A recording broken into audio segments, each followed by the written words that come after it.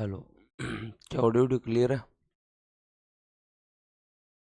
क्या आप सुन पा रहे हैं मुझे? एकदम क्लियर है।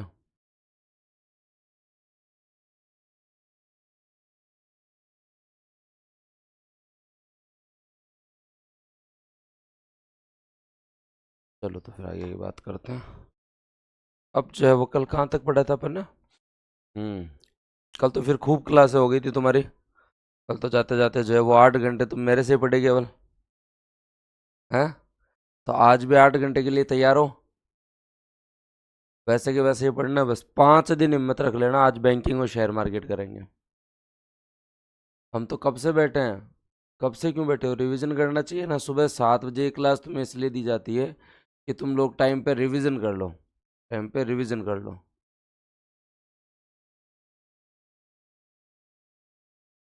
ठीक है। एक चीज मैं बता देता हूँ आप लोगों को कि आपका कंप्लीट इको सर्वे और करंट दोनों मैं आपको 15 तक करवा दूंगा। शाम को 8 बजे वाली क्लास कंटिन्यू रखना है एक बार, ताकि आप भी फ्री मैं भी फ्री। आप भी फ्री मैं भी फ्री। सही है ये प्लान? ठीक है। और आज इको की आपकी कंप्लीट पीडीएफ भी आ गई है। मिलते हैं अपन जो है वो क्लास केवल सीटी वालों के लिए है। मैन इंडियन इको बाद में स्टार्ट होगी। कहाँ तक पढ़ा था अपन ने? कौन से आर्टिकल तक पढ़ लिया था? 117 तक पढ़ लिया था ना। 117 के आगे तो कुछ था ही नहीं फिर। चलो तो फिर स्टार्ट करते हैं। थोड़ा सा मैं धीरे धीरे बोलूँगा, है ना। चलो रिवीजन करवाऊँ एक बार। पॉलिटी में तो कोई टेंशन नहीं है ना अब किसी भी प्रकार की। पॉलिटी में तो जो है कोई टेंशन नहीं है ना। तो ठीक है, तो फिर बाद में पॉलिटी में कोई टेंशन नहीं है, तो आपकी आज पॉलिटी जो है वो 123 तक जो है वो हम लोग कंप्लीट कर लेंगे। जितनी और बातें हैं वो भी हम लोग कंप्लीट कर लेंगे।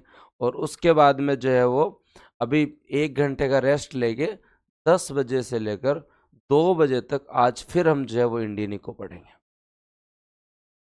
ठीक है। चलो तो फिर अभी एक बार केवल जो पॉलिटी की बात करते हैं, पॉलिटी रिवीजन करवाता हूँ। पॉलिटी क्वेश्चन पूछता हूँ आपको, फिर आगे चलेंगे हम लोग। फिर जो है वो आगे चलेंगे।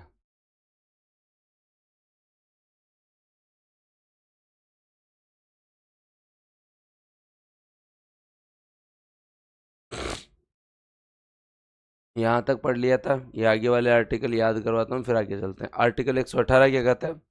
संसद का प्रत्येक सदन अपनी प्रक्रिया एवं संचालन के नियम बना सकता है। संसद का प्रत्येक सदन अपनी प्रक्रिया एवं संचालन के नियम बना सकता है। 118 क्या कहता है? साथ के साथ पढ़ो। हाँ, मतलब है प्रत्येक सदन अपनी प्रक्रिया एवं नियम बना सकता है, परंतु जब तक नियम नहीं बनाए तब तक पुराने नियम लागू रहेंगे। याद रखें, राष्ट्रपति राज्यसभा लोकसभा के परामर्श से संयुक्त बैठक से संबंधित नियम बना सकते हैं। संयुक्त बैठक से संबंधित नियम कौन बनाते हैं? राष्ट्रपति बनाते हैं। और हर सदन, राज्यसभा अपने नियम बना सकती है, लोकसभा अपने नियम बना सकती है। पहले चीज क्लियर। 118 ये आर्टिकल एकदम इजी है। 119 क्या कहता है? संसद वित्तीय कार्यों से संबंधित अपनी प्रक्रिया का निर्धारण कर सकती है। संसद वित्तीय कार्यों से संबंधित अपनी प्रक्रिया का निर्धारण कर सकती है। 118 आप सामान्य नियम, और 119 वित्तीय कार्य। लिखो एक बार सभी के सभी। 118 संसद अपने नियम खुद बना सकती है, और दोस्तों 119 संसद जो है वो वित्तीय कार्य संबंधी जो है वो अपने जो है वो दोस्तों जो है वो क्या कर सकती है? नियम बना सकती है। रिवीजन, रिवीजन क्या, सब पढ़ा तो दिया कंप्लीट होने वाला, और क्या रिवीजन चाहिए तुम लोगों को। 120 संसद में प्रयोग की जाने वाली भाषा का उल्लेख है। संसद में कार्य हिंदी अंग्रेजी में किया जाएगा। सदस्य अध्यक्ष एवं सभापति की अनुमति से अपने विचार मातृभाषा में अभिव्यक्त कर सकते हैं। संसद की भाषा क्या है दोस्तों? आपके संसद की भाषा। तो संसद में जो है वो हिंदी अंग्रेजी में जो है वो कार्य किया जाएगा, और अध्यक्ष की और सभापति की अनुमति से कोई व्यक्ति विचार मातृभाषा में अभिव्यक्त कर सकता है। देखते हो आप लोग कि लोग जो है वो विचार अपने मातृभाषा में भी तो करते हैं, लेकिन पहले अप्रूवल लेते हैं, पहले उसका जो है वो अप्रूवल लेते हैं, शपथ लेते हैं ना मातृभाषा में, पहले उसका अप्रूवल लेते हैं। 121 सुप्रीम कोर्ट तथा हाई कोर्ट के न्यायाधीश अपने कर्तव्य निर्वहन में किए गए आचरण के विषय में, ठीक है, उनके ऊपर कोई चर्चा नहीं होगी। मतलब कोर्ट के मामले में सुप्रीम कोर्ट हाई कोर्ट पे कोई चर्चा नहीं करेंगे हम, सदन के अंदर जो है वो कोई चर्चा नहीं करेंगे, उनके आचरण के विषय में कोई चर्चा नहीं होगी। तो सुप्रीम कोर्ट हाई कोर्ट के बारे में कोई चर्चा जो है वो ये नहीं करेंगे। तो फिर बाद में जो है कोर्ट वालों को कुछ करना पड़ेगा। तो कोर्ट वाले क्या कह रहे हैं, न्यायालय के द्वारा भी संसद की कार्यवाही की जांच नहीं की जाएगी। तो उन्होंने एक दूसरे को जो है वो क्या कर लिया है, सुरक्षित कर लिया है। तो 121 और 22 जो है वो भी अपने आप में जो है इम्पोर्टेंट है कि भाई 121 में तो कह रहे हैं कि हम सुप्रीम कोर्ट हाई कोर्ट की कोई भी आचरण जो है उसकी हम जो है वो चर्चा नहीं करेंगे। और फिर 122 कह रहा है कि कोर्ट भी जो है ना वो भी जो है वो संसद की कार्यवाही की जांच नहीं कर सकती। और 123 संसद के विश्रांति काल में राष्ट्रपति को अध्यादेश जारी करने की शक्ति, यह तभी लाया जा सकता है जब दोनों सदन का सत्र नहीं चल रहा हो और ऐसी परिस्थितियां मौजूद हो कि हमें जो है वो तत्काल आवश्यकता है, इसलिए लाया जा सकता है। ये 123 तक आर्टिकल है। अब करवा दो रिवीजन 79 से लेकर 123 तक, याद हो जाएंगे, कोई बहुत भारी नहीं है। 117 के बाद में तो बहुत ही ईजी है। 117 के बाद में तो क्या है दोस्तों आपके 118 में सदन अपने नियम जो है स्वयं बना सकता है, सदन अपने नियम स्वयं बना सकता है। और 119 सदन अपने वित्तीय कार्य संबंधी नियम बना सकता है, वित्तीय कार्य संबंधी नियम बना सकता है। 120 क्या कह रहा है, ये दोनों सेम है। 120 कह रहा है सदन के अंदर भाषा हिंदी अंग्रेजी होगी। फिर दोस्तों आपके यहाँ पे जो है वो 121 कह रहे हैं सुप्रीम कोर्ट हाई कोर्ट के जजों के बारे में, के जज जो है उनके बारे में चर्चा नहीं होगी, जज के बारे में कोई चर्चा नहीं होगी। दूसरा 122 है, हाँ सदन की भी कोर्ट में जांच नहीं होगी, ये तो हमने विशेषाधिकार में पढ़ा था। और 123 क्या है, अध्यादेश। 123 क्या है, अध्यादेश। अब बताओ रिवीजन की इच्छा किस किस की, फिर आगे और चीज़ें पढ़ेंगे। हाँ फिर आगे और चीज़ें पढ़ेंगे। अध्यादेश क्या होता है उसको अपन थोड़ा डिटेल से पढ़ेंगे। 79 से लेके ये नया जी कह रहे हैं सर डीपीएसपी याद करवाओ। डीपीएसपी कब मैं करवाया तो था, स्टिकर वालों को ऑफर दे तो रखा है, बूस्टर 40 कोड लगाओ और मौज करो।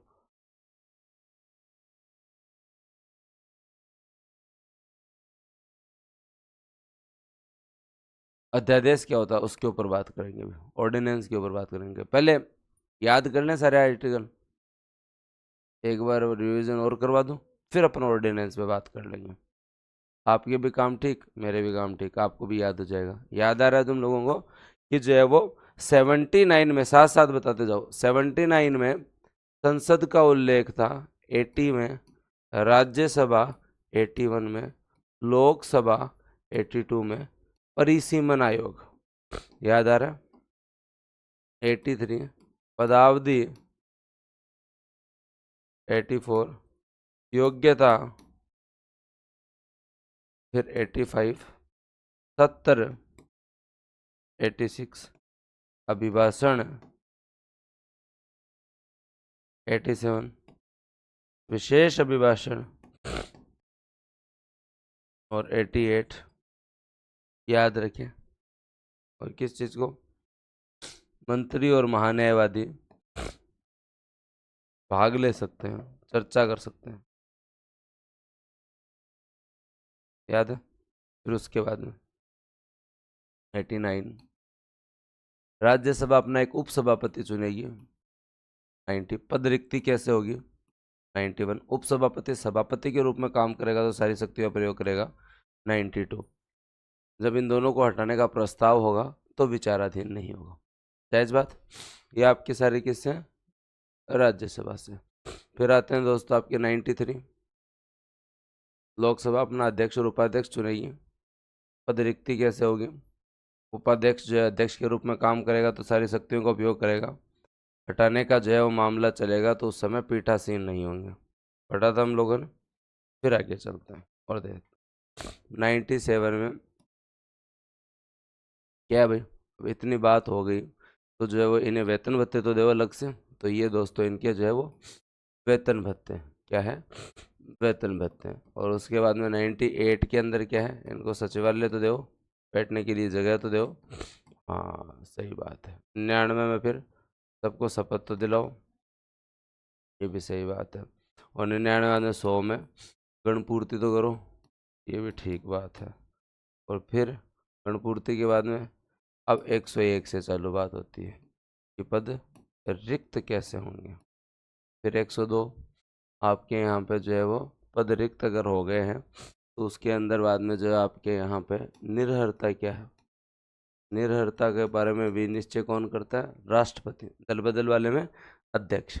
103 के अंदर जो है वो राष्ट्रपति उसकी जो है वो लास्ट डिसीजन लेगा। 104 में 500 रुपये का जुर्माना है अगर निर्हर आदमी जो है वो सदन की कार्यवाही में भाग लेता है। 105 सदन के विशेषाधिकार, क्या भाई, सदन और सदस्य के विशेषाधिकार। 106 वेतन। 107 साधारण विधेयक की प्रक्रिया। 108 संयुक्त अधिवेशन। 109 धन विधेयक की प्रक्रिया, मनी बिल। 110 मनी बिल जो है उसकी परिभाषा। और 111 राष्ट्रपति जो है उसका अनुमोदन। फिर आगे वाले बड़े इजी हैं तो तुम लोगों ने याद किए। ओके। 112 बजट। 113 प्राकलन। 114 विनियोग विधेयक। 115 अनुपूरक कर वो अनुदान। 116 लेखा और वो अनुदान, लेखा अनुदान और वो अनुदान। 117 वित्त विधेयक। 118 19 से याद करो। सदन अपने नियम बना लेगी और वित्तीय कार्यों के नियम भी बना लेंगी। 120 बादशाह। 121 सुप्रीम कोर्ट हाई कोर्ट के जज के बारे में चर्चा नहीं करेगी। सुप्रीम कोर्ट हाई कोर्ट जो है वो सदन के बारे में कोई जांच नहीं करेंगे। और 123 अध्यादेश। ये बताओ भाई, यहाँ तक मामला किसको क्लियर है? रिपीट तो अब आप रिवीजन करेंगे खुद, मैं रिपीट नहीं करूँ, मैंने खूब कर दिया रिपीट। बताओ।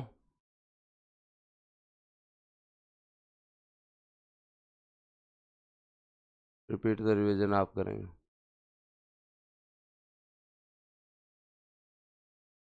सर जो है वो एग्ज़ाम से पहले एक और रिवीजन करवा देना। हाँ वो करवा दूंगा, उसमें कोई दिक्कत नहीं है। 123 तक मामला अंडर कंट्रोल में है। बहुत होशियार हो तुम। अब थोड़ी थोड़ी बातें कर ले, थोड़ी थोड़ी जो है वो बातें कर ले। चलो तो थोड़ी थोड़ी बातें करते हैं। हम्म ताकि जो है ना थोड़े थोड़े फैक्ट और तैयार हो जाएं तुम्हारे। चलो तो चलो, कुछ समितियाँ और बची हुई महत्वपूर्ण बातें जो है वो लिख लो तुम भी शॉर्ट में, अगर तुम्हें भी याद करने हो तो। पर ऐसे ही याद करना 79 से 82 तक, फिर ये 8 7 में, फिर 97 से लेकर जो है वो 101 तक बैठ जाए या 100 तक देख लो, फिर ये 111 तक, फिर 112 से 123 तक।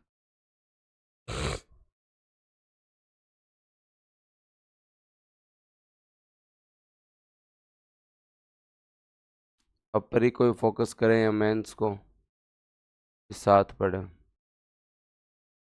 करेंगे। आज शाम को हम लोग जो है वो 8 बजे क्या पढ़ेंगे, सेवा क्षेत्र पढ़ेंगे। आज शाम को क्या पढ़ेंगे? हाँ, इनमें कुछ रिपीट नहीं करना है। 118 में सदन अपने नियम बना सकता है, वित्तीय कार्यों के नियम बना सकता है, सदन की भाषा। और उसके बाद में जो है वो 121 कहता है कि सुप्रीम कोर्ट हाई कोर्ट के जज की आप जो है वो कोई चर्चा नहीं करेंगे सदन में, और फिर सदन की कोई भी जांच न्यायालय नहीं करेगा। और 123 में अध्यादेश। सर टेस्ट सीरीज का बताओ सर, परी के लिए बताऊं तुम्हें?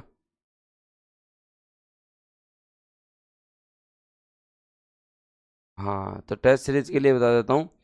15 तारीख का टेस्ट जो है ना, तुम में से हर बच्चा देगा। 15 का टेस्ट तुम में से हर बच्चा देगा। 22 का टेस्ट भी हर स्टूडेंट देगा।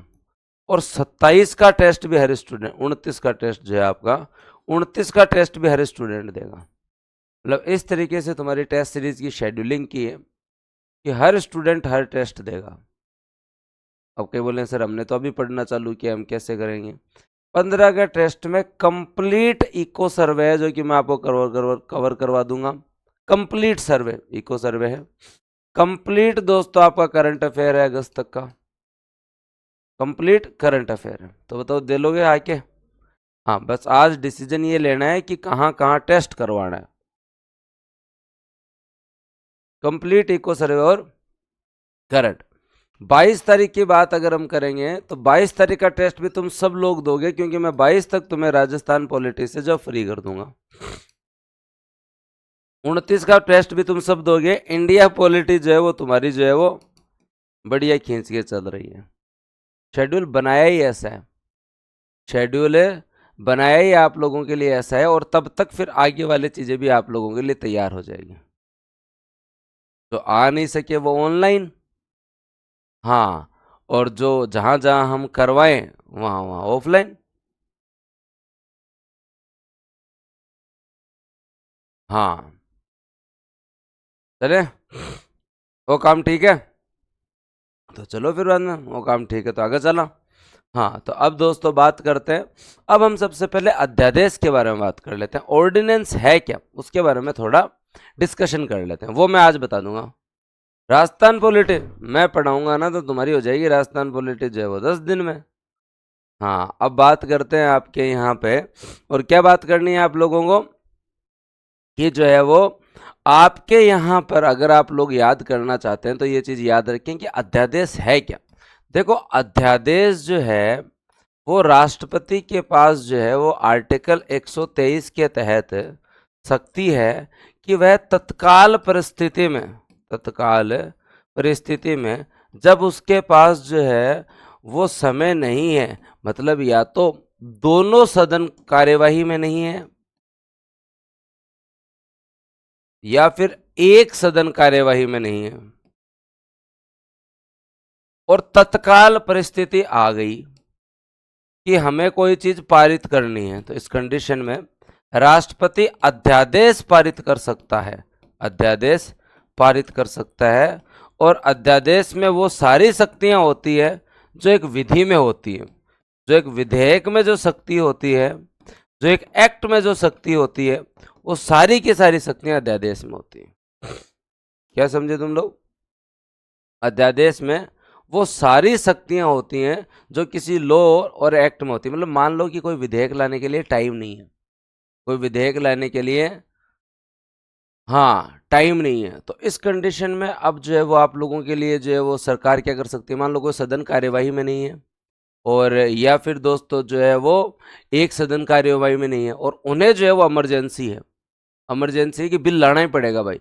तो उस कंडीशन के अंदर हमारे यहाँ प्रोविजन है कि अगर लोकसभा राज्यसभा नहीं चल रही है, सरकार को कोई चीज़ अभी बनानी है, अभी कोई जो है वो विधेयक लाना है, तो सरकार अस्थायी रूप से राष्ट्रपति जो है के द्वारा अध्यादेश जारी करवा लो। राष्ट्रपति के द्वारा क्या जारी करवा लो?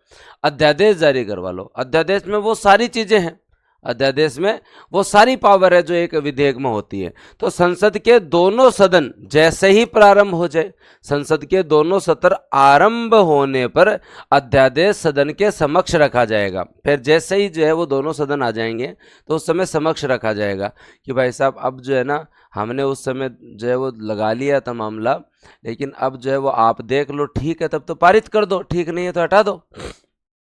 हाँ, ठीक नहीं है तो हटा दो, ठीक नहीं तो हटा दो, ठीक है। तो इस कंडीशन के अंदर हम बार बार गलत पढ़ते हैं कि अध्यादेश 6 माह तक रहता है, नहीं। सत्र प्रारंभ होने के 6 वीक के अंदर अगर आप इसे दोनों सदन से पारित करवा दो तो ठीक है, नहीं तो ये स्वतः समाप्त हो जाता है। नहीं तो जो है वो दोस्तों ये आपका जो है वो स्वतः समाप्त हो जाता है अगर अनुमोदन नहीं होता तो। बस इतनी सी बात है, और कोई बात नहीं। 6 माह वाला चक्कर मत करना, कभी भी अध्यादेश गलत मत कराना। अध्यादेश जो है वो दोस्तों एक चीज़ बेसिक सी आप लोगों को याद रखनी है। आर्टिकल 123 से जो आपकी संसद की जिन चीज़ों पे शक्तियां हैं, हाँ मतलब संसद की शक्तियां किस पे हैं, एक संघ सूची पे और एक दोस्तों आपकी समवर्ती सूची पे। राज्य सूची पे थोड़ी बना सकती है कानून। संघ सूची समवर्ती सूची पे राष्ट्रपति के द्वारा तत्काल तत्काल परिस्थिति कोई आई है, आकस्मिक परिस्थिति कोई आई है, उसमें जो है परिस्थिति कोई आई है तो उसमें जो है वो दोस्तों याद रख लेना, या तो दोनों सदन या कोई एक सदन जो है वो अगर नहीं है प्रक्रिया में तो उस कंडीशन में अध्यादेश जारी किया जाता है। और अध्यादेश जो है वो एक अस्थायी व्यवस्था है जो कि सदन जैसे ही वापस आएगा उसके 6 सप्ताह के अंदर या तो पारित कर दो, और अगर नहीं कर सकते तो फिर स्वतः समाप्त हो जाएगा। इसका क्वेश्चन कैसे आएगा, यही आएगा। अध्यादेश कौन से आर्टिकल के तहत है, 123। हाँ, 6 वीक से पहले खत्म किया जा सकता है, क्या किया जा सकता है। अगर जो है संसद आके कह दे इसको खत्म करना है तो संसद खत्म भी कर सकती है। हाँ, याद रखें, सदन के समक्ष तो पहले दिन ही रखा जाएगा, तो अनुमोदन कर दे तो ठीक है और खत्म कर दे तो भी ठीक है। हाँ, सदन दोनों सदन में ही है, मतलब है तो विधि ना, है तो विधेयक ही, घनी बार जारी हुआ अध्यादेश हो गया, रिपीट टू रिपीट होते हैं, याद करने की आवश्यकता नहीं है कितने हुआ।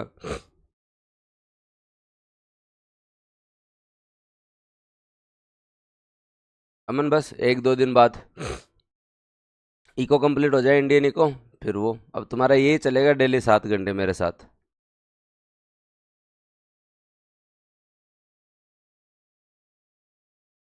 चले आगे, तो चलो फिर आगे चलते हैं और आगे ध्यान देते हैं।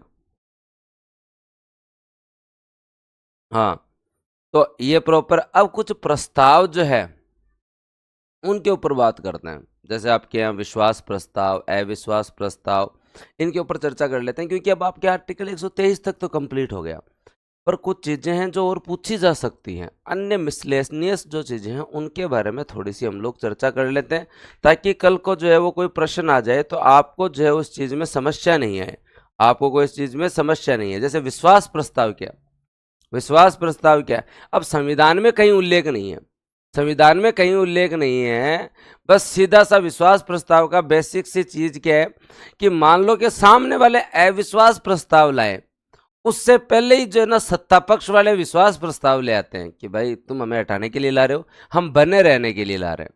तो याद रखें, जो सत्ता पक्ष जो है वो लोकसभा के अंदर, संविधान में कहीं उल्लेख नहीं है, लोकसभा में जो है वो अपना विश्वास प्रस्ताव ले, अब लाने की क्या जरूरत पड़ी, बहुमत सिद्ध करने की क्या जरूरत पड़ी। गठबंधन सरकारों में या राजनीतिक अस्थिरता के अंदर जो है वो सत्ता पक्ष अपना बहुमत सिद्ध करने के लिए जो है वो क्या लेकर आती है, विश्वास प्रस्ताव, कि हमारे पास मेजोरिटी है, आप अविश्वास प्रस्ताव का प्रयास मत करना। तो मतलब ये एक तरीके से क्या है भाई, रोग हो उससे पहले ही टीका लगवा लो, मतलब आप अविश्वास प्रस्ताव सामने वाला लाए उससे पहले ही जो है वो दोस्तों जो है वो विश्वास प्रस्ताव ले हो। तो ये बहुत बार होता है, ये बहुत बार होता है, ठीक है। जैसे एग्जांपल दूं, अपने यहाँ पे जब राजस्थान विधानसभा के अंदर जो है वो हरियाणा जाके जो अपने बैठ गए थे कांग्रेस के कई विधायक जो है वो, याद है माने सर, हाँ, तो फिर बाद में उनमें सब सही हो गया तो बीजेपी अविश्वास प्रस्ताव लाती, उससे पहले ही उन्होंने जो है खुद ही विश्वास प्रस्ताव ला के कि अब हम सब साथ साथ हैं, साथ साथ हैं, साथ साथ हैं, याद है। तो विश्वास प्रस्ताव क्या है, विपक्ष अविश्वास प्रस्ताव लाए उससे पहले ही सत्ता पक्ष अपना जो है वो मेजोरिटी शो कर दे तो ज्यादा बढ़िया, बिना मतलब टेंशन नहीं रहे कल को कोई कहाँ चला जाए। अब आता है अविश्वास प्रस्ताव। संविधान में जो है वो अविश्वास प्रस्ताव का उल्लेख संविधान में भी नहीं है, लेकिन लोकसभा के नियम 198 में इसकी प्रक्रिया बताई हुई है। लोकसभा के नियम है 198 में इसकी प्रक्रिया बताई हुई है। क्यों याद रखना है तुम लोगों को ये? हाँ 198 अविश्वास प्रस्ताव सबसे इंपॉर्टेंट है, इससे क्वेश्चन बन सकता है। अब आप ये याद रखिए दोस्तों, अविश्वास प्रस्ताव जो है ना उसके बारे में आपको एक बेसिक चीज पता होनी चाहिए कि जो है वो आपकी मंत्री परिषद जो है सामूहिक रूप से, मंत्री परिषद जो है वो सामूहिक रूप से किसके लिए उत्तरदायी है? सामूहिक उत्तरदायित्व तो उसका किसके लिए है? सामूहिक उत्तरदायित्व मंत्रिपरिषद का किसके प्रति है? तो ये याद रखना, सामूहिक रूप से वो लोकसभा के प्रति उत्तरदायी है, लोकसभा के प्रति उत्तरदायी है। और अविश्वास प्रस्ताव जो है वो मंत्रिपरिषद के खिलाफ ही लाया जाता है। तो जब मंत्रिपरिषद के ही खिलाफ लाया जाता है तो केवल कहाँ लाया जाएगा? लोकसभा में लाया जाएगा। कहाँ लाया जाएगा? लोकसभा में लाया जाएगा। ये आप लोगों को पता है। तो दोस्तों ये याद रखना है कि आपका लोकसभा का नियम 198 एक में याद कर लो, सारों में याद नहीं करूंगा मैं नियम, हाँ केवल जो इंपॉर्टेंट है उसके लिए कह रहा हूँ। हाँ ये प्रस्ताव लाते कहाँ से अभी बताता हूँ, सारी चीज बेसिक से सब एकदम क्लियर हो जाएगा, आपको टेंशन लेने की जरूरत ही नहीं है। देखो अब अविश्वास प्रस्ताव की प्रक्रिया क्या है? अविश्वास प्रस्ताव का उद्देश्य तो पता है, सरकार को जो है वो हटाना उद्देश्य। तो यह प्रस्ताव लोकसभा में लाया जाता है क्योंकि सरकार जो है और मंत्रिपरिषद जो है वो लोकसभा के लिए उत्तरदायी है। इसे लोकसभा में पेश करने के लिए कम से कम 50 सदस्यों के साइन होने चाहिए। ऐसे नहीं कोई मुंह उठाकर कह दे बस हम आपके लिए अविश्वास प्रस्ताव ला रहे हैं। भाई कोई मतलब आधार है क्या अविश्वास प्रस्ताव लाने का? आपके पास जो है वो थोड़ा बहुत जो है वो क्या बोलते हैं कि मतलब अगलों के पास मेजोरिटी नहीं है, लेकिन तुम्हारे पास भी सरकार बनाने की थोड़ी कुव्वत है क्या? थोड़ी बहुत जो है क्षमता है क्या? कल को एक बात बताओ, अविश्वास प्रस्ताव हर कोई लाने लग जाए तो फिर तो बाद में दिल्ली अविश्वास प्रस्ताव भी चले। तो कम से कम एटलीस्ट जो है वो 50 जने तो हैं क्या तुम्हारे पास? तुम्हारे पास जो है वो 50 जने हैं क्या? है क्या? बाद में वोट तो तुम्हें जो है खूब चाहिए होंगे, वोट तो 272 चाहिए तुम्हें, वोट तो तुम्हें क्या चाहिए 272 चाहिए, लेकिन 50 तो एटलीस्ट है क्या? इसे पेश करने से पूर्व विपक्षी दल द्वारा लोकसभा अध्यक्ष को सूचना दी जाती है। कारण बताने की आवश्यकता नहीं है क्यों ला रहे हो, ला रहे हैं अगली मर्जी, हटाना चाहते हैं सरकार को। हाँ कारण बताने की जरूरत नहीं है, केवल और केवल सूचना दी जाती है कि हम जो है वो इनको हटाने के लिए क्या ला रहे हैं?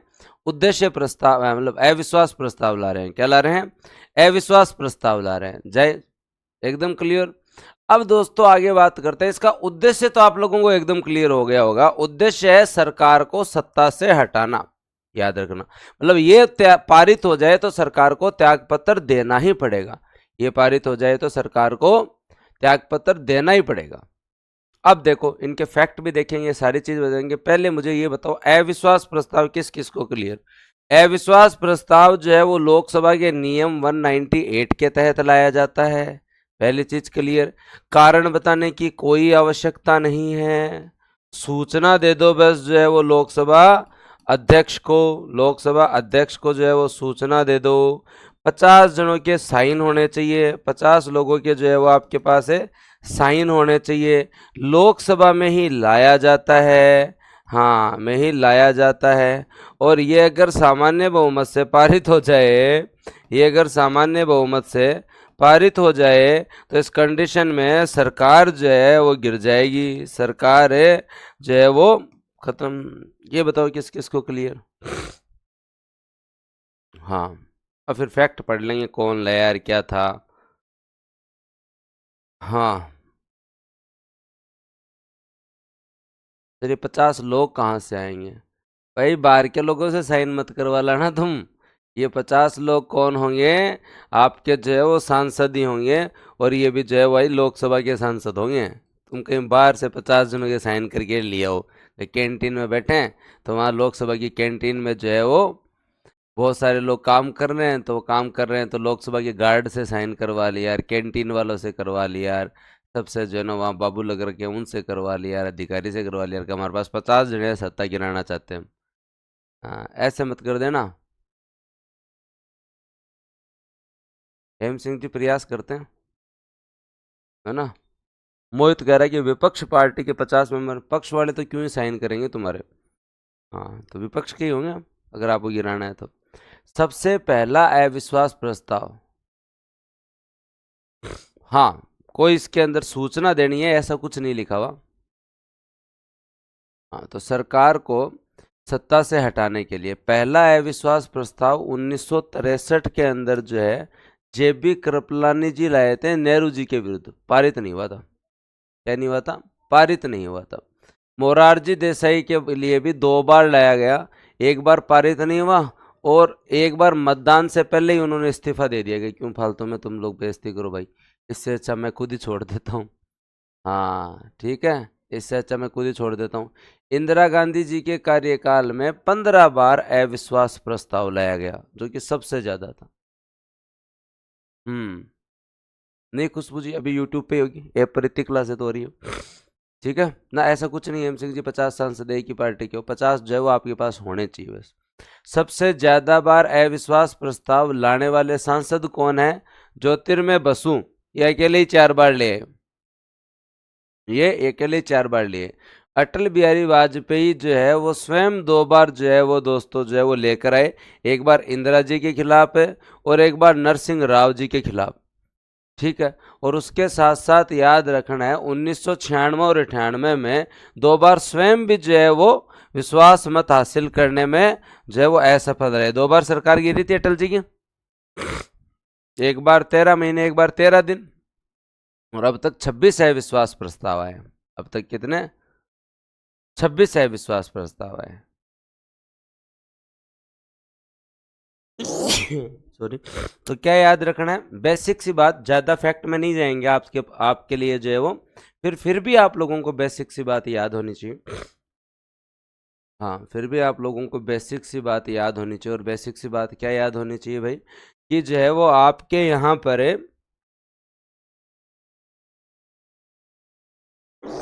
सॉरी भाई, एक मिनट।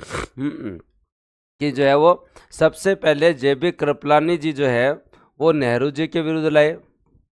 मोरारजी देसाई के खिलाफ 2 बार लाया गया, एक बार पारित नहीं हुआ, दूसरी बार पारित उन्होंने होने नहीं दिया, पहले ही त्याग पत्र दे दिया। इंदिरा गांधी जी के खिलाफ 15 बार लाया गया, मैक्सिमम था। अटल बिहारी वाजपेयी साहब जो थे वो खुद 2 बार लेके आए, और उनके विरुद्ध भी जो है वो 2 बार लाया गया। हाँ, 2 बार उनकी सरकार गिरी। एक बार 13 दिन रही थी सरकार, एक दिन जो है उन्होंने 13 माह चलाई थी सरकार। ठीक है, ये पूरी इन्फॉर्मेशन है, थोड़ी थोड़ी याद कर लेना अगर जी करे तो।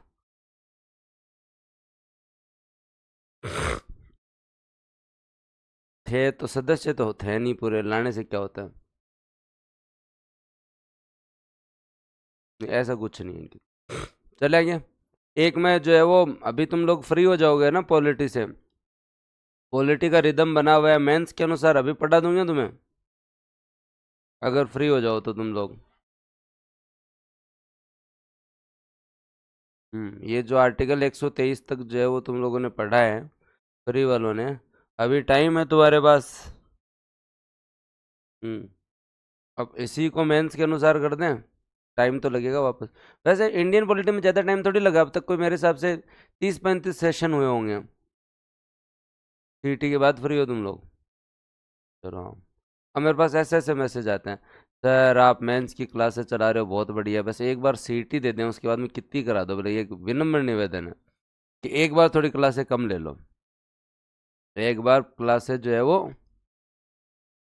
क्लासेस कम ले लो। मैं ठीक है भाई, कम ही ले रहे हैं, पहले तुम्हारी ले लेते हैं सारी। सीटी के बाद सब फ्री हो। सीटी क्लियर तुम सबका हो जाएगा, टेंशन लेने की जरूरत ही नहीं है। मैं इको सर्वेयर वो करंट अब मैं जो चालू करवा रहा हूँ ना तुम्हारे लिए शाम को 8 बजे, वो रेगुलर देख लेना, दोनों किताब आई गई है, तुम्हें मिनिमम मार्क्स लेकर आने, नेगेटिव मार्किंग है नहीं, सीटी सबका क्लियर हो जाएगा इस बार। ठीक है, ज़्यादा लोड लेने की जरूरत नहीं है अब। आगे बात करते हैं निंदा प्रस्ताव के बारे में। अब बात करते हैं दोस्तों आपके यहाँ पे निंदा प्रस्ताव। इसमें सरकार के किसी मंत्री या मंत्री परिषद के विरुद्ध जो है वो दोस्तों ये लाया जाता है, याद रख लेना, मंत्री और मंत्री परिषद के विरुद्ध, मतलब सरकार की नीति की जो है वो निंदा की जाती है। और अब मंत्री या मंत्री परिषद के विरुद्ध लाया जा रहा है तो सिंपल सी बात है, लोकसभा में लाया जाता है। निंदा प्रस्ताव भी क्या लाया जाता है, लोकसभा में लाया जाता है। इसे पेश करने के लिए भी 50 लोगों के साइन होने चाहिए। और अगर ये भी पारित हो जाता है तो सरकार को त्यागपत्र देने की आवश्यकता नहीं है, सरकार को त्यागपत्र देने की आवश्यकता नहीं है। लेकिन आभास हो जाता है कि भाई तुम जो है वो सत्ता में जो है अगर हो और निंदा प्रस्ताव तुम्हारे खिलाफ पारित हो गया तो इसके बाद में जस्ट बाद में विपक्ष क्या लेकर आएगा, अविश्वास प्रस्ताव लाएगा। क्या लाएगा, अविश्वास प्रस्ताव लाएगा। ये मतलब एक तरीके से निंदा प्रस्ताव क्या होता है दोस्तों आपके यहाँ पे, सरकार के किसी मंत्री या मंत्री परिषद के किसी कार्य की निंदा करने के लिए लाया जाता है। अब मंत्री परिषद के खिलाफ लाया जा रहा है तो लोकसभा में लाया जाएगा, स्पष्ट कारणों का उल्लेख करना पड़ता है, ठीक है। तो इसमें भी 50 साइन चाहिए होते हैं, अध्यक्ष को रिपोर्ट करना पड़ता है, सारी चीजें। लेकिन ये पारित हो जाए तो सरकार को त्यागपत्र देने की आवश्यकता नहीं है। लेकिन सरकार को टेंशन होनी चाहिए, क्योंकि अगर निंदा प्रस्ताव पारित हो गया तो फिर अविश्वास प्रस्ताव भी तो पारित हो सकता है। तुम्हारे पास मेजोरिटी कहाँ है, तुम्हारे पास मेजोरिटी कहाँ है। अगर किसी सरकार, मतलब मान लो कि आज मोदी जी के खिलाफ जो है वो निंदा प्रस्ताव लाया जाए, या निर्मला सीतारमण जी के खिलाफ निंदा प्रस्ताव लाया जाए, या आपके जो है अमित शाह जी के बारे में, नहीं अमित शाह जी के खिलाफ तो कौन निंदा प्रस्ताव लाएगा, मतलब और मंत्री ले लो कोई भी, ठीक है। तो अब अपने जो जैसे गजेंद्र जी के खिलाफ निंदा प्रस्ताव लाया जाए, अब अगर वो आपका मंत्री या पूरी मंत्री परिषद के किसी कार्य के ऊपर जो है वो निंदा के लिए विपक्ष प्रस्ताव लाए, 50 जनों के साइन करवा के लाए, उसके बाद में अगर वो पारित हो जाए तो इसका मतलब तो ये है कि बीजेपी के पास मेजोरिटी नहीं है। तो फिर विपक्ष को क्या करना चाहिए, हाथों हाथ अविश्वास प्रस्ताव लाना चाहिए। क्योंकि अगर ये पारित हो रहा है तो उसकी भी संभावना है ना, ये पारित हो रहा है तो उसकी भी संभावना है ना। तो बस सिंपल सी बात है, निंदा प्रस्ताव। फिर आगे चलते हैं आपके यहाँ पे एडजर्नमेंट मोशन, जो आपका स्थगन प्रस्ताव है उसके बारे में बात करते हैं। कोई सार्वजनिक महत्व का मुद्दा उठाना हो जिस पर तत्काल चर्चा की आवश्यकता हो, कोई सार्वजनिक महत्व का मुद्दा हो, सारे काम स्थगित कर दो, सारे काम स्थगित कर दो और केवल सार्वजनिक महत्व के मुद्दे पर चर्चा करो। इसमें भी सरकार की निंदा का तत्व होता है, इसलिए सरकार के खिलाफ ही लाया जाता है तो ये भी केवल लोकसभा में लाया जाता है, क्योंकि इसमें सरकार की निंदा का तत्व है। इसे पेश करने के लिए भी लोकसभा के 50 सदस्यों के साइन जरूरी है। और फिर बाद में इस प्रस्ताव पर कम से कम 2.5 घंटे चर्चा होनी चाहिए, प्रस्ताव पे कम से कम 2.5 घंटे चर्चा होनी चाहिए। हाँ, अब इसका ये नहीं है कि कोई पारित हो गया तो जो है ये वो स्थगन प्रस्ताव जो है वो इसलिए लाया जाता है, निंदा प्रस्ताव भी सामने वाले लाएगा। तो दूसरा जो है वो ये थोड़ी है, निंदा प्रस्ताव कौन लाता है, वो तो सिंपल सी चीज है ना, विपक्षी लाएगा। मंत्री परिषद और मंत्री की आलोचना पक्ष तो करेगा नहीं, तो सत्ता पक्ष तो करेगा नहीं। हाँ, पोकर अवॉइड नहीं कर रहा हूँ, अभी क्लास में आएंगे तब आपको मिल जाएंगे। पहले एक बार पॉलिटी पढ़ लो, पॉलिटी के टाइम पॉलिटी की बात, इक्को के टाइम इक्को की बात। हाँ, अब मेरे को ये बताओ, आज तुम लोगों की सीटी में इंडियन इको की आपकी जो क्लासेस चल रही है उसमें क्या इच्छा है, बैंकिंग और मौद्रिक नीति पढ़ लें या कृषि उद्योग या सेवा पढ़ लें, क्या इच्छा है तुम्हारी। आज भी 4 घंटे क्लास होगी, तभी तो मैं थोड़ा थोड़ा धीरे धीरे बोल रहा हूँ, थोड़ा थोड़ा धीरे धीरे बोल रहा हूँ, थोड़ा थोड़ा धीरे धीरे बोल रहा हूँ। क्यों बोल रहा हूँ धीरे धीरे, ताकि जो है वो 4 घंटे अगली क्लास लेनी है मुझे। अगली क्लास कितने घंटे लेनी है, 4 घंटे। बैंकिंग और मौद्रिक नीति, हाँ सर जयपुर में सेंटर कहाँ रहेगा, आप पहले ही आओगे क्या टेस्ट देने से पहले ही। चलो तो आज बैंकिंग और मॉनेटरी पॉलिसी पढ़ेंगे, लाया जा सकता है। सार्वजनिक महत्व का जो है वो कोई भी मुद्दा उस पर लाया जा सकता है। सेमिनार का बता दो, 15 तारीख को रखेंगे।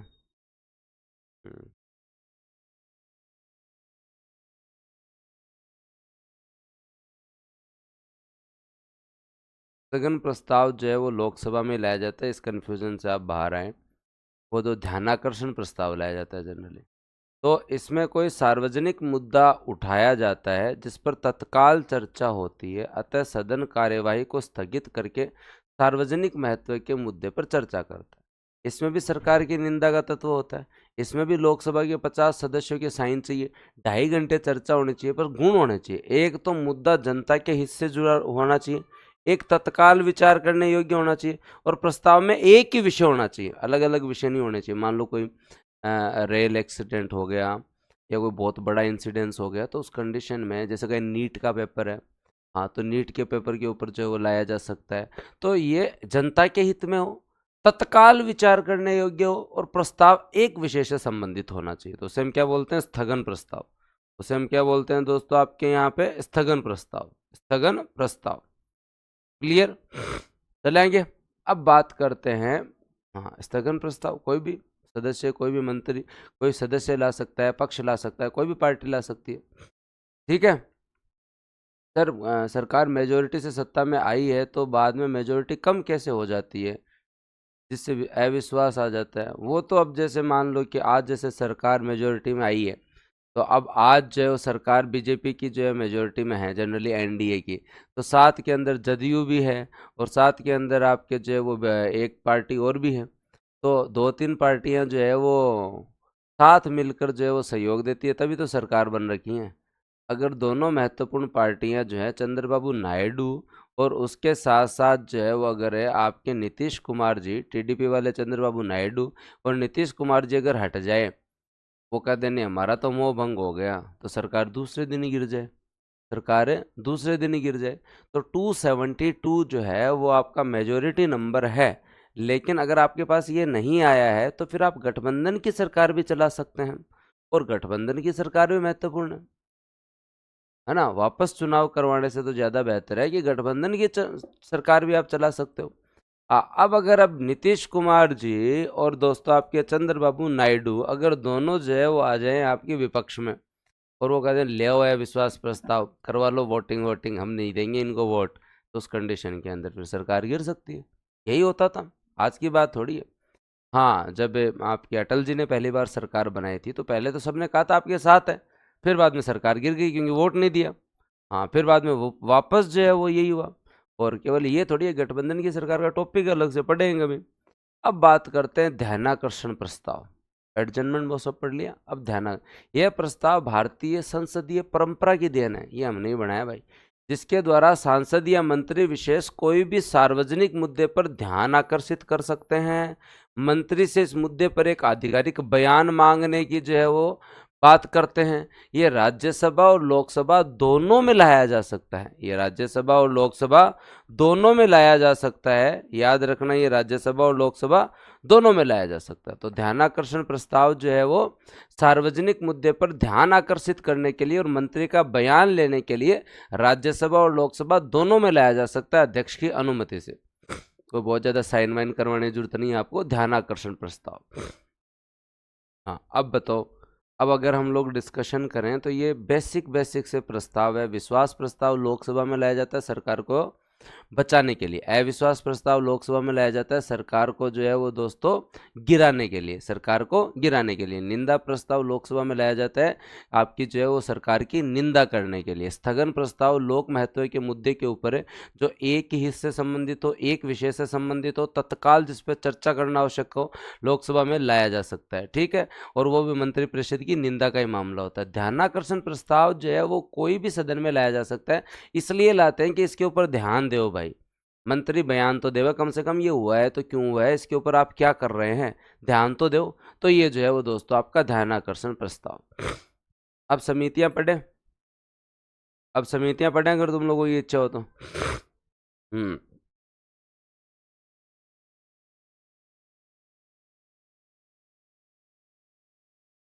एक बार पूजा जी आप जो है वो टेक्निकल टीम को कॉल कर सकते हो।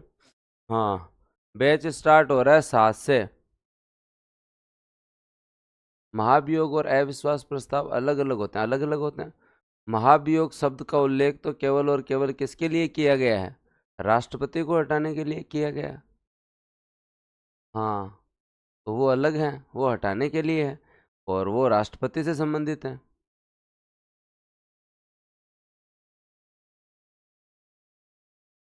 क्या सर, ओ ऐप में कोई एक ऐसा फीचर हो सकता है क्या एक मिनट रुको, अंकित की बात सुनते हैं। ये कभी कभी अच्छी बात करता है, वैसे सारा दिन करता है वो, गलत बात है। ऐप में एक नोटिफिकेशन कर सकते हैं क्या, जैसे कोई स्टूडेंट लेट हो गया तो वो पीछे की क्लास स्पीड अप करके क्लास को बराबर आ जाए, जैसे यूट्यूब पर होता है, अगर पॉसिबल। तभी तुम यूट्यूब पे लेट आते हो ना।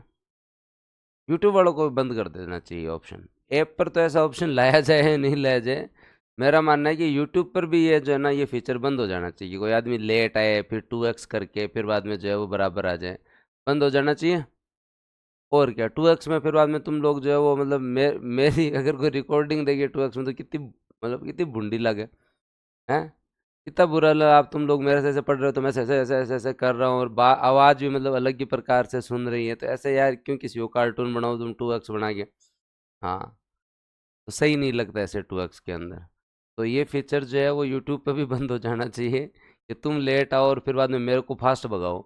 ये कहाँ का न्याय है भाई। या तो तुम समय पे आओ या तो तुम जो है वो समय पे आओ। हाँ, मेरे को फास्ट क्यों भगाओ, मेरी तो वैसे ही स्पीड बहुत ज़्यादा होती है। तो ये तो सही नहीं है।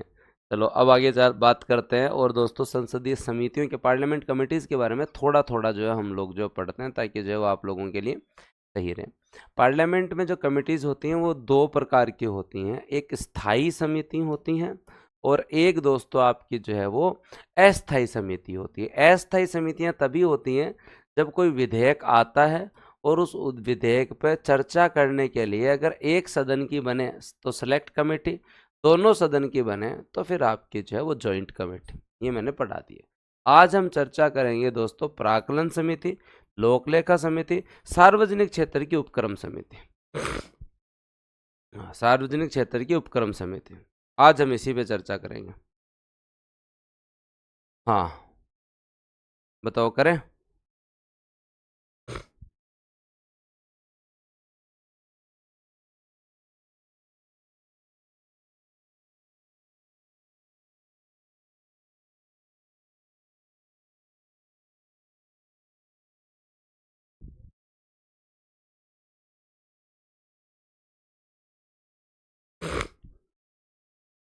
श्योर।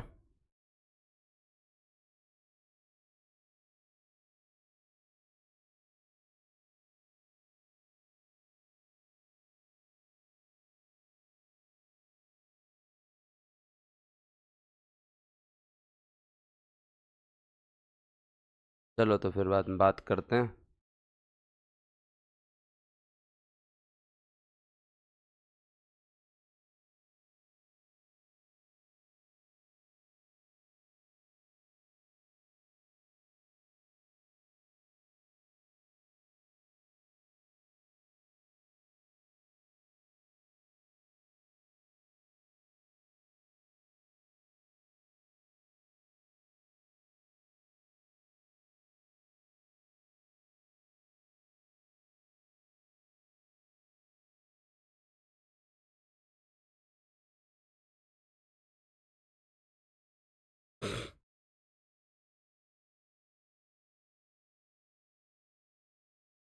अब ये समितियां बात करते हैं।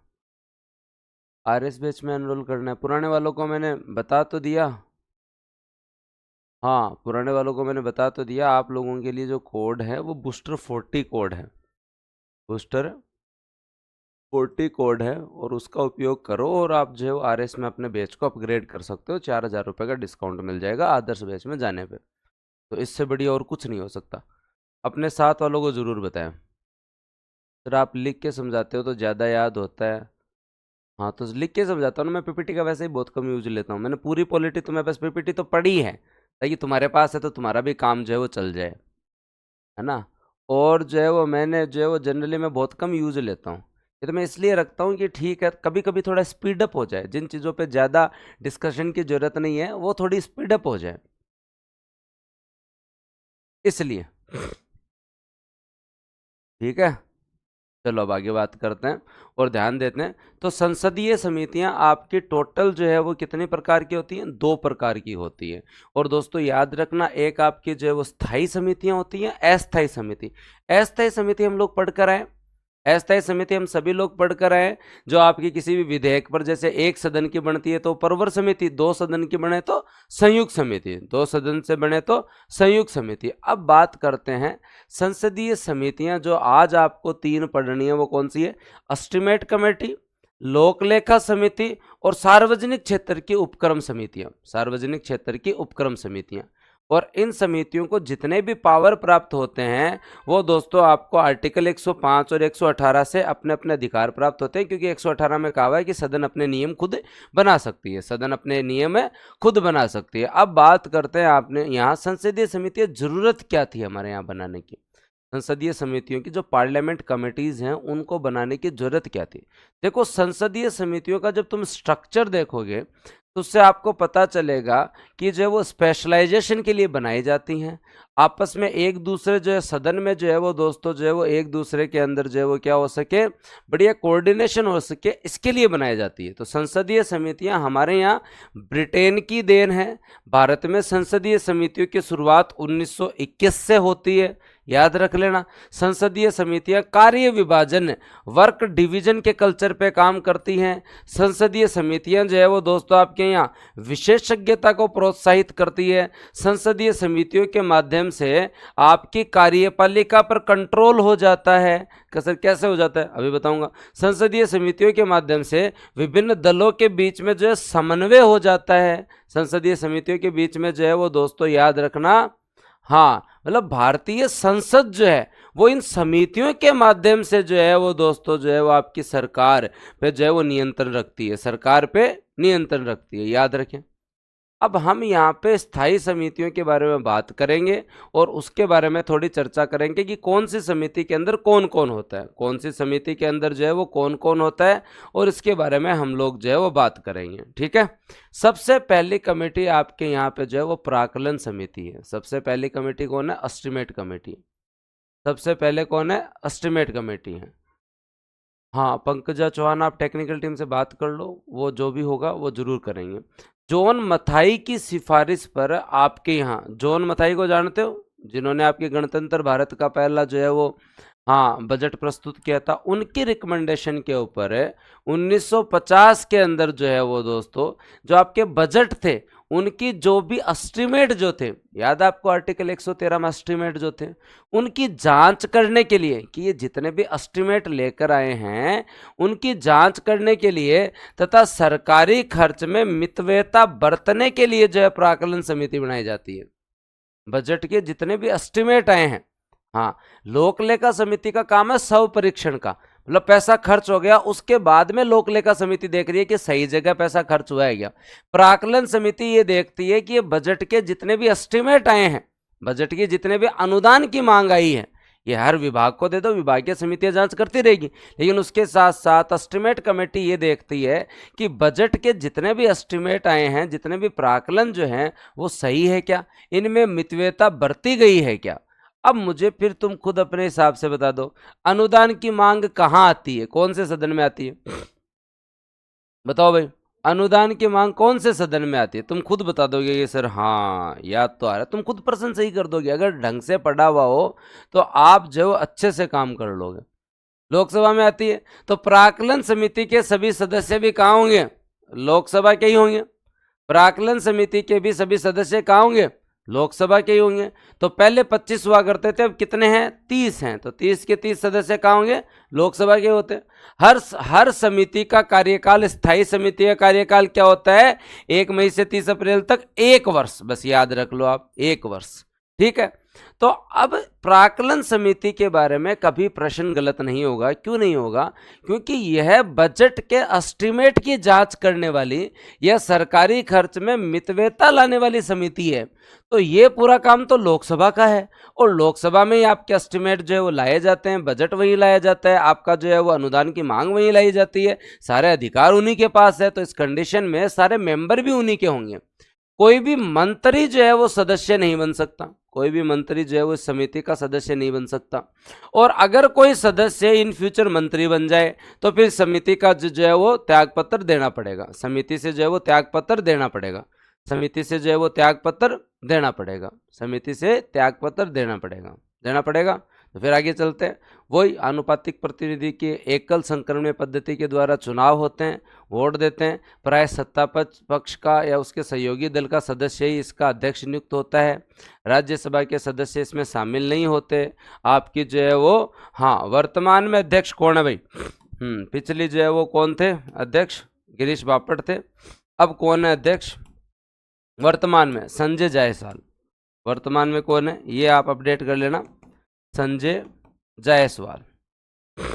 संजय जायसवाल वर्तमान में कौन है? संजय जायसवाल। याद कर लेना ये साथ के साथ, याद कर लेना ये साथ के साथ। तो संसद की सबसे बड़ी समिति है, 30 सदस्य होते हैं, राज्यसभा के लोग शामिल नहीं होते हैं। प्रथम अध्यक्ष अनंत शयनम अयंगर साहब थे, पिछले गिरीश बापट थे। इस बार वाली नई लोकसभा में कौन है? संजय जायसवाल। कौन है? संजय जायसवाल। कौन है? संजय जायसवाल। काम क्या करते हैं भाई ये समिति? बेसिक सी बात कि मुख्य कार्य बजट के जितने भी प्राकलन हैं उनकी समीक्षा करना और यह देखना कि जितने भी बजट के प्राकलन बने हैं उनमें मितव्ययता तो बरती गई है क्या, प्रशासन में कार्यकुशलता और मितव्ययता के लिए कुछ सुझाव देते रहना। प्राकलन समिति के अध्यक्ष की नियुक्ति जो है वो कौन करता है? लोकसभा अध्यक्ष ही जो है वो नियुक्ति करता है। ये नियम 310 के तहत इसका गठन किया जाता है। आपको याद करने की जरूरत नहीं है, याद रखें। इस बात की जांच करना कि जो प्राकलन में निहित नीति है वो सही से जो है उसे पैसा दिया गया है नहीं दिया गया, ये सारी चीज, इसका काम केवल और केवल जो है फिजूल खर्च को रोकना है। ये अपनी रिपोर्ट देता है, या तो आलोचना करती है समिति, या फिर दोस्तों जो है वो सुझाव देती है। बस इनका काम केवल और केवल जो है वो क्या है दोस्तों आपके यहाँ पे? इनका काम केवल और केवल बस इतना सा है। डन? श्योर? आगे चलें? हाँ, अब क्या क्या याद रखना है प्राकलन समिति में? आप लोगों को क्या क्या याद रखना है? तो प्राकलन समिति में आप लोगों को ये याद रखना है, प्राकलन समिति जो है वो आपके यहाँ पर जो है वो एक स्थायी समिति है, जो आपके यहाँ पे 1 वर्ष की समिति है, जो दोस्तों आपकी एक संसदीय समिति है, विभागीय नहीं, पार्लियामेंट कमेटी है। और उसके साथ साथ याद रखें जॉन मथाई की सिफारिश पर जो है वो आपके यहाँ जो है वो ये 1950 में पहली बार बनी। याद रख लेना, बजट के एस्टिमेट्स की जांच करने के लिए। इसका काम केवल और केवल मितव्ययता, हाँ, मितव्ययता के लिए जो है वो ध्यान रखना और फिजूल खर्च को रोकना है। फिजूल खर्च जो है उसको रोकना है। उसके साथ साथ याद रखें कि जो प्राकलन कमेटी है उसमें केवल लोकसभा के मेंबर होते हैं, और तो दोस्तों आपके टोटल 30 मेंबर होते हैं। और लोकसभा जो है वो अध्यक्ष ही जो है वो इसके अध्यक्ष की नियुक्ति करते हैं। याद रखें, प्रॉपर इसका निर्वाचन होता है, और निर्वाचन की प्रणाली वही है जो राज्यसभा वालों की थी, जो राष्ट्रपति के निर्वाचन की प्रणाली थी, याद रखना। और ये जो सब होते हैं इनका कार्यकाल 1 वर्ष होता है। और वर्तमान में संजय जायसवाल साहब, वर्तमान में संजय जायसवाल साहब जो है वो दोस्तों आपके क्या है, इसके अध्यक्ष है। बताओ, मामला बेस्ट गया? याद रह जाएगा सब कुछ? हाँ, कोई भी जो है वो सदस्य, इसका कोई भी सदस्य जो है वो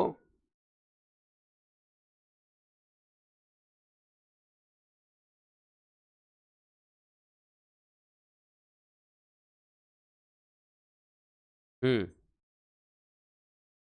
पक्की बात, एकदम क्लियर। अगली पे चलूँ मैं, लोक लेखा समिति पे चलूँ, प्राकलन समिति छप गया दिमाग में? बढ़िया बात है।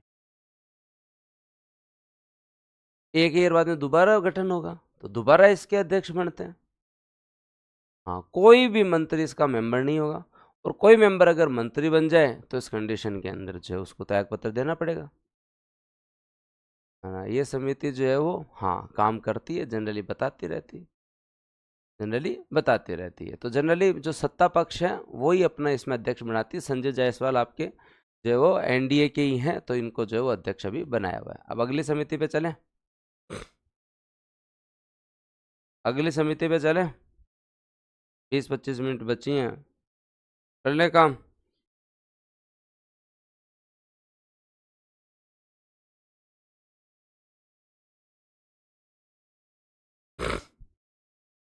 चलो आगे बात करते हैं और ध्यान देते हैं आपके यहाँ पे। अगली समिति है लोक लेखा समिति, पब्लिक अकाउंट कमेटी। ये बहुत ज़्यादा महत्वपूर्ण है। क्या दोस्तों आपकी public account committee, public account committee ये बहुत ज़्यादा महत्वपूर्ण है। लोक लेखा समिति का गठन भी सबसे पहले 1921 में होता है। भारत सरकार अधिनियम 1919 में जो है वो दोस्तों इसका प्रोविजन था। यह भी जो है वो लोकसभा के नियम 308 के तहत इसका गठन होता है। लोक लेखा समिति भी एक संसदीय समिति है। लोक लेखा समिति भी एक संसदीय समिति है। और दोस्तों याद रखें ये भी एक स्थायी समिति है और इसका कार्यकाल भी 1 वर्ष ही होता है। इसका कार्यकाल भी 1 वर्ष ही होता है और इसमें टोटल 22 सदस्य होते हैं। इसमें टोटल 22 सदस्य होते हैं। इसमें टोटल क्या होते हैं 22 सदस्य होते हैं। और ये जो 22 सदस्य होते हैं वो दोस्तों आप लोग याद रखना, लोकसभा से 15 सदस्य होते हैं, राज्यसभा से 7 सदस्य होते हैं। लोकसभा से 15 सदस्य होते हैं, राज्यसभा से 7 सदस्य होते हैं। तो बताओ किसकी चलेगी? तो इसके अध्यक्ष की नियुक्ति कौन करेगा? जिसके ज्यादा सदस्य, तो इसके अध्यक्ष की नियुक्ति लोकसभा अध्यक्ष ही करते हैं। इसके अध्यक्ष की नियुक्ति कौन करते हैं? लोकसभा अध्यक्ष ही करते हैं। लेकिन ये ज्यादा महत्वपूर्ण है, ये ज्यादा महत्वपूर्ण है, ये समिति आपकी और ज्यादा महत्वपूर्ण है। निर्वाचन वैसे ही होता है, जनरली विपक्षी पार्टी के जो दल होता है विपक्ष से इसका अध्यक्ष बनाया जाता है। परंपरा क्या है दोस्तों? अध्यक्ष जो है वो कहां से बनाया जाता है?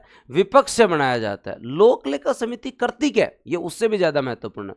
लोक लेखा समिति करती क्या है? ये उससे भी ज्यादा महत्वपूर्ण है, क्योंकि लोक लेखा जो पब्लिक अकाउंट कमेटी का काम जो होता है ना वो बहुत ज्यादा महत्वपूर्ण है। इसका कार्य केग की जो रिपोर्ट आती है आपके यहाँ पे, केग की जो रिपोर्ट आती है उसकी समीक्षा करना है। पब्लिक अकाउंट कमेटी तो इतनी शानदार कमेटी है जिसका तो काम ही है कि आपको जिस चीज़ के लिए धन दिया गया था क्या आपने उसी के लिए धन यूज किया है, क्या धन का कहीं अपव्यय तो नहीं किया, धन बजट के अनुसार ही खर्च किया है क्या, ये सारा काम जो है लोक लेखा समिति देखती है। हाँ, मतलब आप कह सकते हो कि स्व परीक्षण का काम है। अब दोस्तों आपके चेंज हो गए हैं, अब आपके चेंज हो गए हैं। तो कौन है वर्तमान में? केसी वेणुगोपाल वर्तमान में कौन है? अब ये पिछली लोकसभा के, वर्तमान में अब जो है वो 2-4 दिन पहले समितियां बनी है आपको जो है, तो वेणुगोपाल, केसी वेणुगोपाल। कौन दोस्तों आपके अब सत्ता, हाँ विपक्ष से कौन बने हैं? केसी वेणुगोपाल, जो कि कांग्रेस से जो है वो दोस्तों आपके सदस्य हैं, सांसद है। तो ये बहुत है। केग क्या होता है? केग भी पढ़ेंगे। हाँ, महालेखा नियंत्रक परीक्षक नहीं पढ़ा हुआ तुम्हारा? वो भी पढ़ेंगे अपने यहाँ पे, वो भी आपके सिलेबस में। पहले सुप्रीम कोर्ट पढ़ेंगे उसके बाद में पढ़ेंगे केसी वेणुगोपाल। तो इस समिति को समझो, बहुत ज़्यादा इम्पोर्टेंट है। और इसमें आप लोगों को क्या याद रखना है दोस्तों? हाँ, आप लोगों को ये याद रखना है कि ये जो आपकी पब्लिक अकाउंट कमेटी है, जो पब्लिक अकाउंट कमेटी है, पब्लिक अकाउंट जो कमेटी है, इस कमेटी का मुख्य कार्य क्या है?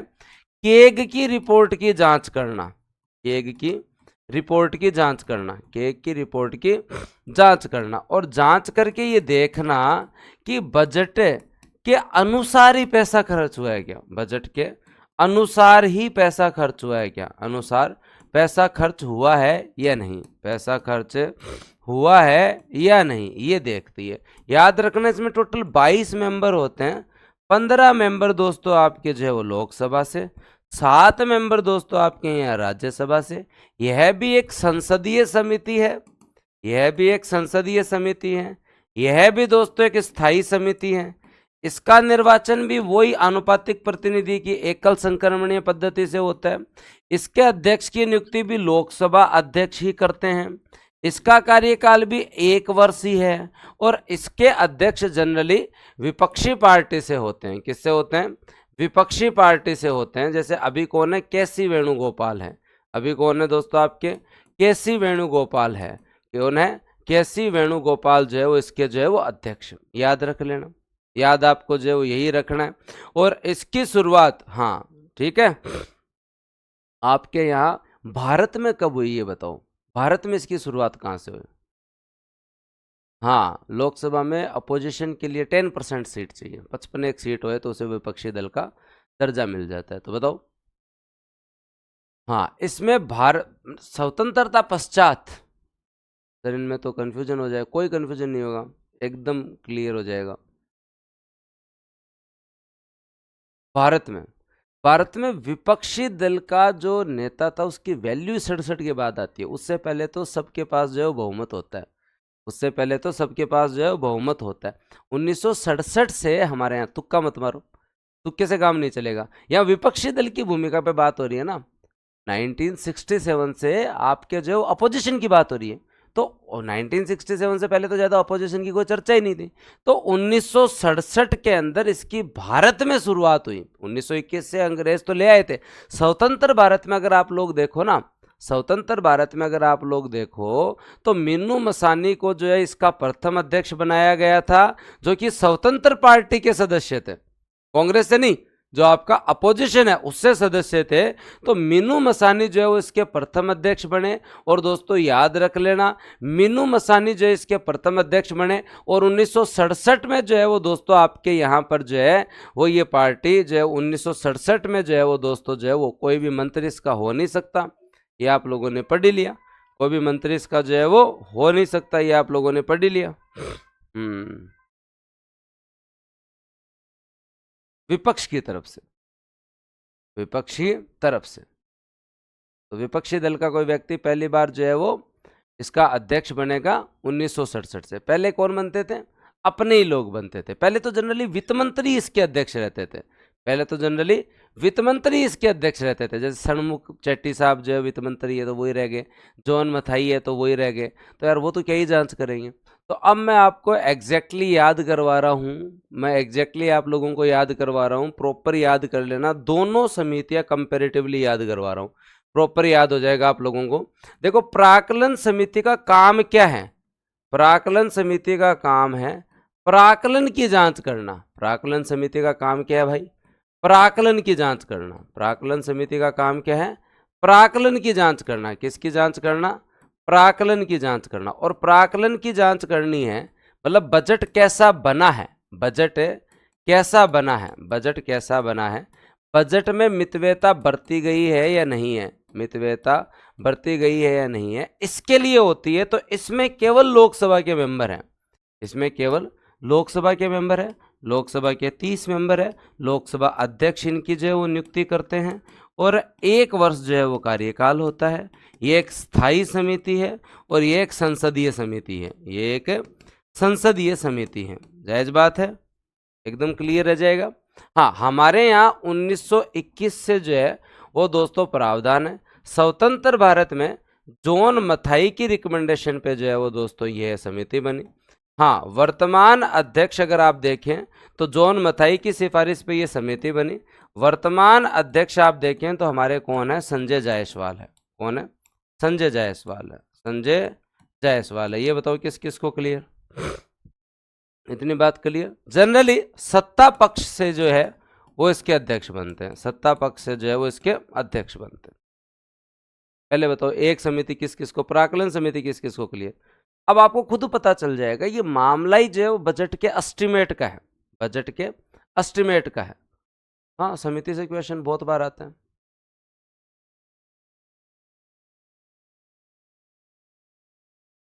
हम्म 1921 से तो हमारे यहाँ पार्लियामेंट में स्वतंत्रता पश्चात, 1921 तो मैं क्या कह रहा हूँ, ये जो संसदीय समितियां जो बनी हैं ये ब्रिटेन से हमने 1921 से ही हमारे यहाँ पे अंग्रेजों के टाइम से, अपने यहाँ पे तो ये 1950 में बनी है। ये तो मैंने आपको बता ही दिया, अपने यहाँ तो 1950 में बनी है, अपने यहाँ तो 1950 में बनी है।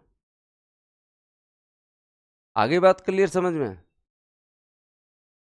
हाँ, ये दोनों ही समितियों का आपके यहाँ पे तो जो है भारत शासन अधिनियम है 1919 में उल्लेख था। स्वतंत्रता से पहले तो ये मामला जो है वो आपका 1921 से चालू है। हाँ, अंग्रेजों के टाइम से चालू है। स्वतंत्र भारत के अंदर जो है वो जॉन मथाई की रिकमेंडेशन पे ये मामला चल रहा है। इतना आगे बात। हाँ, तो लोकसभा अध्यक्ष जो है वो इसके अध्यक्ष की नियुक्ति करता है। आई गणेश बात समझ में? अब बात करते हैं आपके यहाँ पब्लिक अकाउंट कमेटी की। किसके बारे में बात करते हैं? पब्लिक अकाउंट, जो लोक लेखा समिति है। देखो लोक लेखा समिति जो है ना, उसके बारे में एक चीज याद रखना, ये दोस्तों आपकी जो है वो 1 वर्ष के लिए बनती है। ये भी एक स्थायी समिति है। ये भी दोस्तों आपकी एक संसदीय समिति है। इसका उल्लेख भी जो है 1921 से है, इसका उल्लेख भी 1921 से है। ठीक है, ये भी हम लोगों ने जो है वो कहाँ से ली है, ब्रिटेन से ली है, कोई समस्या नहीं है।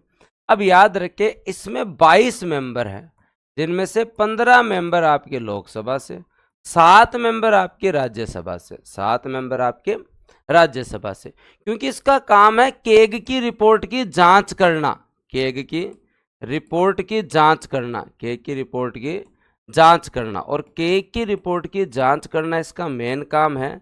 तो दोस्तों इसमें राज्यसभा के लोग भी होने चाहिए, राज्यसभा के लोग भी होने चाहिए, राज्यसभा के लोग भी होने चाहिए।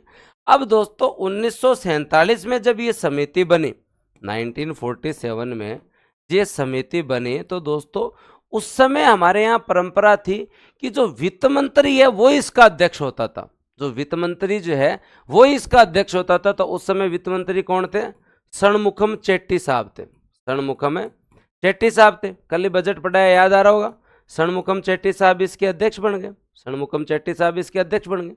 पर 1967 से ये परंपरा बनी कि विपक्षी पार्टी से इसका अध्यक्ष बनेगा।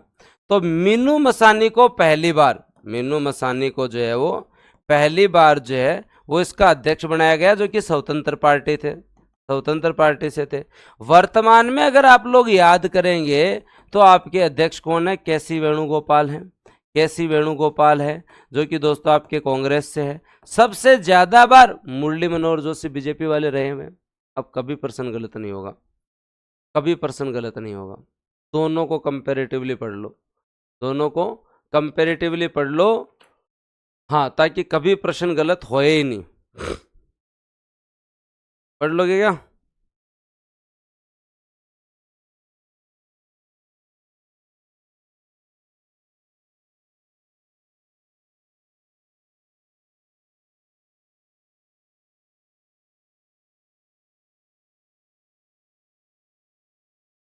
मेरे हिसाब से, अब मेरे हिसाब से कोई डाउट नहीं रहा।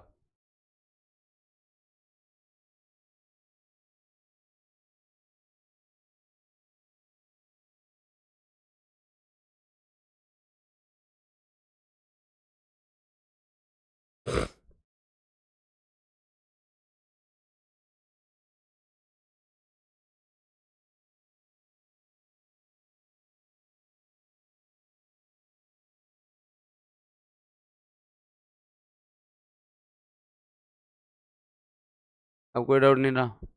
करंट की बुक आज आ जाएगी हर जगह।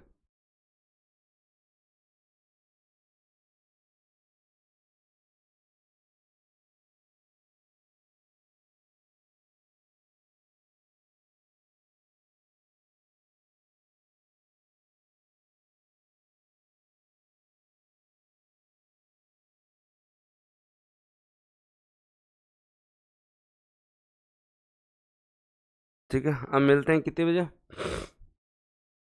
अब कितने बजे मिले, अब 10 बजे मिलते हैं। तुम भी थोड़े फ्री हो जाओ, मैं भी थोड़े, हाँ, उसके बाद में तुम्हें जो है आज केक भी करवा ही दूंगा साथ के साथ, वापस क्लास होएगी तो केक भी करवा देंगे। इको में, हाँ, 10 बजे।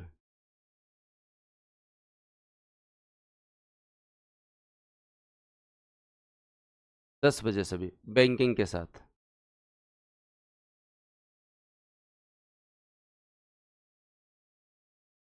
थैंक यू, जय हिंद, राम राम। थैंक यू, जय हिंद, राम राम।